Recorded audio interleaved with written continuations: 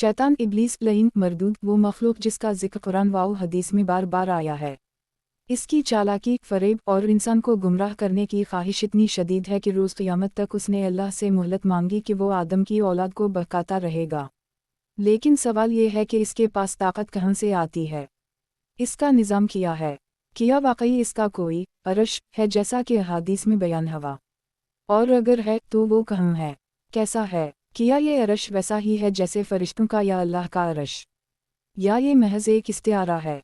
इन तमाम सवालात के जवाबात तलाश करने के लिए हमें कुरान, हदीस और इस्लामी रिवायत की गहराइयों में उतरना होगा।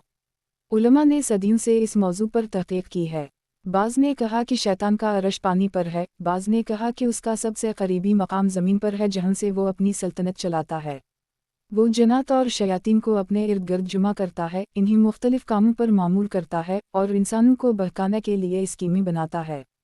हदीस सही मुस्लिम में है कि शैतान पानी पर अपना अरश बनाता है और वहाँ से अपने कारिंदों को लोगों को गुमराह करने के लिए भेजता है। जो जितना बड़ा फितना फैलाए वो इसके इतना ही करीब हो जाता है। एक हदीस में आता है कि सबसे बड़ा शैतान वो होता है जो मियाँ बीवी में जुदाई डलवाए। वो वापस आकर फ़ख्र से कहता है कि मैंने शौहर और बीवी में तलाक करवा दी, तो शैतान उसे अपने साथ बैठाता है। ये ज़ाहिर करता है कि शैतान का निज़ाम मुनज़्ज़म है। इसका हदफ ख़ानदानों को तोड़ना, दिलों में नफ़रत डालना और इंसान को अल्लाह से दूर करना है। लेकिन क्या इसका अरश हक़ीक़ी है या महज़ तमसील? उलमा का कहना है कि अल्लाह ताला ने शैतान को ऐसी ताकतें दी हैं जो इंसान की नज़रों से पोशीदा हैं। वो इंसान के खून में दौड़ता है, वसवसा डालता है और बाज़ औक़ात जन्नात के ज़रिए इंसान के जिस्म में दाखिल भी हो जाता है। इसका अरश मुमकिन है कोई मादी मकाम ना हो, बल्कि एक ऐसी जगह हो जहाँ से वो अपनी गुमराही का नेटवर्क चलाता हो। कुछ अक़वाल के मुताबिक ये ज़मीन के समंदर के वस्त में है। जदीद साइंस ने कुछ मकामात जैसे बरमूदा ट्रायंगल की पुरस्रायत पर रोशनी डाली है, जहाँ जहाज़ गायब हो जाते हैं, बरक़ी आलात बंद हो जाते हैं और इंसानों की अक़ल दंग रह जाती है। कुछ मुहक़्क़िक़ीन ने क़ियास किया है कि शायद ये वो मकाम हो जहाँ शैतान का अरश हो सकता है। लेकिन इस बारे में यकीनी तौर पर कुछ कहना मुमकिन नहीं, क्योंकि कुरान व हदीस ने उसकी जगह वाज़ेह नहीं बताई। जो बात यकीनी है वो ये है कि शैतान की सबसे बड़ी ख्वाहिश ये है कि इंसान अल्लाह की इबादत छोड़ दे, शिर्क करे, हराम काम करे और इसकी बातों पर अमल करे। वो अपने अरश से इंसानों की निगरानी करता है। जैसे ही कोई नेकी करता है वो गुस्से में आता है, जैसे ही कोई गुनाह करता है वो खुश होता है। इसका निज़ाम मुकम्मल है। वो अपने लश्कर को इंसानों पर मुसल्लित करता है। जन्नात, ख़बीस रूहीं और शयातीन इंसान के इर्द गिर्द होते हैं। बाज़ दफ़ा वो ख्वाबों में आते हैं, कभी जिस्मानी बीमारी की शक्ल में, कभी ज़हनी उलझन की सूरत में। इन सब का मरकज़ शैतान का अरश है। जो भी शैतान के करीब हो जाए वो ज़्यादा बड़ा फितना फैलाने वाला बन जाता है। वो लोग जो काला जादू करते हैं, जो तावीज़ बनाकर शयातीन को खुश करते हैं, वो हकीकतन शैतान के दरबार के ग़ुलाम बन जाते हैं। उनकी दुआएं शयातीन सुनते हैं, उनके लिए वो काम करते हैं और बदले में उनकी रूह पर कब्ज़ा करते हैं। शैतान का अरश दरअसल फितनों का मरकज़ है। दुनिया में जितने भी बड़े फसादात, जंगी, तलाक़ें, खुदकुशियाँ, बेहयाइयाँ और गुनाह हैं, वो सब किसी न किसी तरीक़े से इसके नेटवर्क का हिस्सा हैं। वो अपने अरश पर बैठकर खुश होता है जब कोई इंसान अल्लाह से दूर होता है। लेकिन शैतान का सबसे बड़ा हथियार वसवसा है। वो सीधा हमला नहीं करता, बल्कि आहिस्ता आहिस्ता इंसान के दिल में ख़यालात डालता है। कभी हसद, कभी गुरूर, कभी लालच, कभी शहवत। और जैसे ही इंसान कमज़ोर पड़ता है वो पूरा हमला कर देता है। यही वजह है कि कुरान में बार बार कहा गया कि औज़ बिल्लाहि मिनल शैतानिर रजीम, यानी मैं पनाह मांगता हूँ अल्लाह की शैतान मरदूद से। जब इंसान अल्लाह की पनाह में होता है तो शैतान के अरश की ताकत भी इस पर असरअंदाज नहीं हो सकती। अगरचे शैतान का अरश बड़ा मुनज़्ज़म और ख़तरनाक लगता है, लेकिन याद रखना चाहिए कि अल्लाह की ताकत सबसे बड़ी है। अल्लाह ने कहा, उनकी चालें कुछ भी नहीं अगर तुम मेरे साथ हो। शैतान चाहे लाख चालाक हो, वो अल्लाह की मशीद के बग़ैर किसी को गुमराह नहीं कर सकता। वो सिर्फ रास्ता दिखाता है, फ़ैसला इंसान खुद करता है। और अगर इंसान अल्लाह की तरफ झुक जाए तो शैतान की तमाम मेहनत ज़ाया हो जाती है। शैतान का अरश हो सकता है दुनिया के किसी दूर दराज मकाम पर हो, लेकिन इसका असल निशाना इंसान का दिल है। जब दिल में खौफ, लालच, तकब्बुर या शहवत आती है तो वो अरश से खुशी मनाता है। लेकिन जब इंसान सजदे में जाता है तो वो चीख मार कर कहता है, अफसोस, वो झुक गया, मैं तकब्बुर में आ गया था। यही वो लम्हा होता है जब अल्लाह और बंदे के दरमियान राब्ता मजबूत हो जाता है और शैतान का अरश लरज़ने लगता है। दुनिया भर में जब कोई अजान होती है तो शैतान भाग जाता है, इसके अरश के अंदर चीखें गूंजती हैं। जब कोई कुरान पढ़ता है तो उसका अरश कांपता है। जब कोई तौबा करता है तो उसका अरश हिल जाता है। गोया इंसान की नेकी से शैतान के अरश पर ज़लज़ला आता है। आज भी अगर इंसान अल्लाह के करीब हो जाए, नमाज कायम करे, कुरान पढ़े, सच बोले और गुनाहों से बचे तो वो शैतान के अरश को बर्बाद कर सकता है। उसी लिए वो सबसे ज़्यादा कोशिश करता है कि इंसान को सुस्ती, गफलत और दुनिया की लज़ातों में मसरूफ़ रखा जाए। शैतान का अरश महज एक जगह नहीं बल्कि हर वो जगह बन जाती है जहाँ गुनाह हो, फहाशी हो, झूठ हो, जुल्म हो और अल्लाह से बगावत हो। शैतान उन जगहों पर आकर अपनी ताकत को बढ़ाता है और अपने लश्कर को उन जगहों पर तैनात करता है। लेकिन इंसान अगर चाहे तो अपने दिल को अर्श रहमान बना सकता है। सिर्फ एक सजदा, एक आंसू, एक दुआ और शैतान की पूरी सल्तनत हिल सकती है। अब वक्त है कि हम ये फैसला करें कि हम किसके निज़ाम में रहना चाहते हैं, शैतान के अरश के मातहत या अल्लाह के अरश की छाँव में, क्योंकि दोनों एक साथ नहीं हो सकते। शैतान का जिक्र हर मजहब, हर कौम और हर तहजीब में किसी न किसी अंदाज में मौजूद है, लेकिन इस्लाम ने उसकी हकीकत को सबसे वाज़ेह अंदाज में बयान किया है।